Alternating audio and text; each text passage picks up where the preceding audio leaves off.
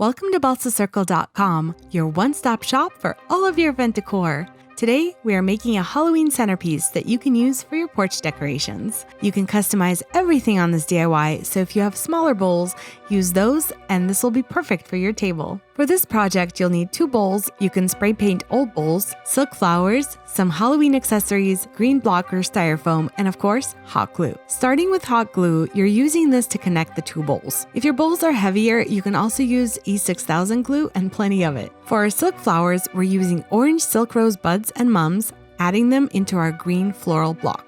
So if you're using silk flowers like us, you can use a styrofoam block, but if you're planning to use real flowers, then you want to use the floral block that you can actually use with water so that your flowers stay up a little bit longer. But since we're just using artificial flowers, there's no need to worry about wilting. Leave about 5 inches of stem depending on how tall your bowl is, and you can vary the length so some flowers are taller for a more natural look. If you want your flowers to open up, you can steam them ahead of time, but because we'll be using so many of them, we don't need to. It's just personal preference. Add the silk flowers to the bowl and adjust them if you need to.